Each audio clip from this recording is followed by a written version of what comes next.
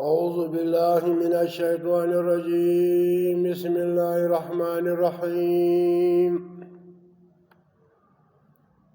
يا أيها الذين آمنوا ادخلوا في السلم كافة ولا تتبعوا خطوات الشيطان إنه لكم عدو مبين. زما ورونو زمشتي په ماجتانو کې په هر جمعه باندې په اخترونو کې پر منبرانو باندې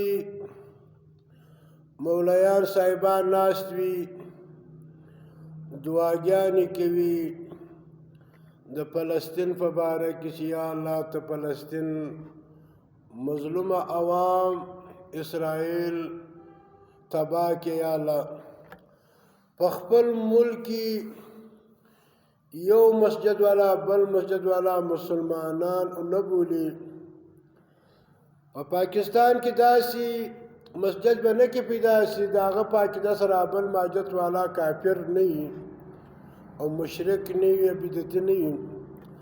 په پاکستان کې بیا خاص کر په پښتني علاقو کې هغه وینې بهیږي، که د بلوچستانو علاقې دي که د پښتنو علاقې دي، په دې کې په خپل آفس کې یو مسلمان بل مسلمان وژني.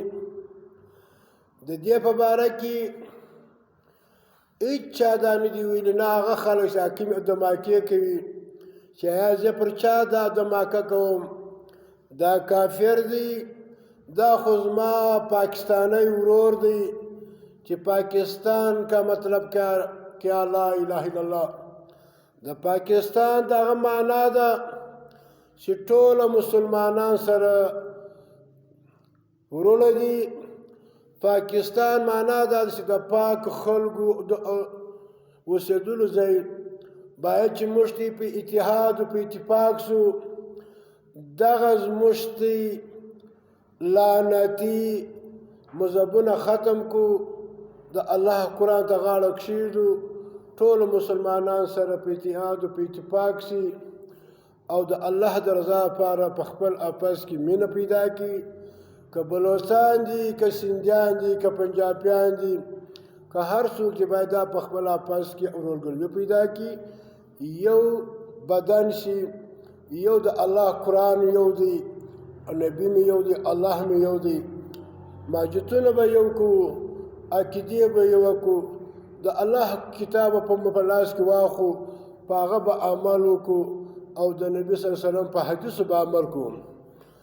نو باید چې موږ دغه خودکشي عملې او زه تا وژنم ته ما وژنې، زه تا بولم کافر بل کافر بول، باید چې دغه موږ ختم کړو د اختلافات، د الله قرآن راټینګ کړو، په هغه باندې عمل وکړو، د نبي صلی الله علیه وسلم په سنتو باندې عمل وکړو. دا کښنی خواست ورته کوم، مه کوئ دغه دماکې مه کوئ. پاکستان زموږ کور دی او د مسلمانۍ پر نامه باندې جوړ شوی دی، خو داسې ملک ځینې جوړ شوی نن سبا چې اور دی، جهنم دی او یو تر بله کافر دی، مشرکان دي، منافقان دا فتواوې لګېږي.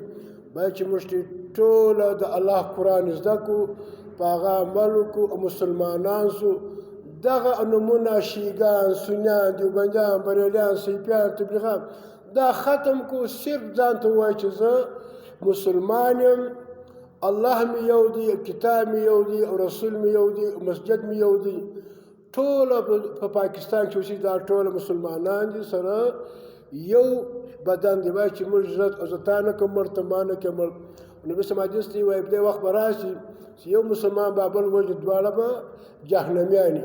نو باید چې موږ ځانونه جهنمیان نه کړو، د الله د دین دپاره غاړه کښېږدو، د الله قرآن زده کړو، د لمونځ کوو په د لمانځه ځان پوه کړو، اذان کوو په اذان ځان پوه کړو.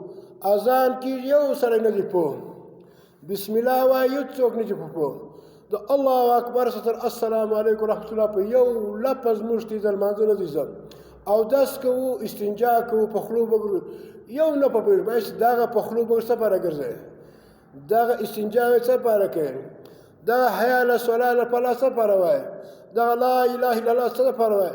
یا ایها الناس قولوا لا اله الا الله تفلحوا. داسې چا وویله دا ټوله په آپس سره یو بدن دی، یو مسلمان دی، یو مؤمن دی. دغه پیغه ختم کړي دا لعنتي مسلکونه، فرقې، مذهبونه د دا وجې څخه زه تا وژنم ته ما وژنم، او زه تا بولم کافر ته ما بولې کافر.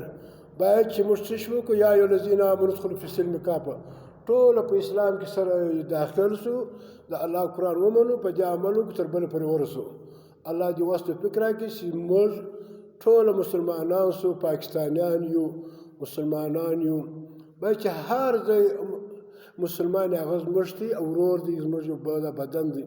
نو باید چې موږ یو تر بله سره مړه نه وکړو، خودکشي نه وکړو، ځان جهنم ته نه واستوو. وآخر دعوانا أن الحمد لله رب العالمين.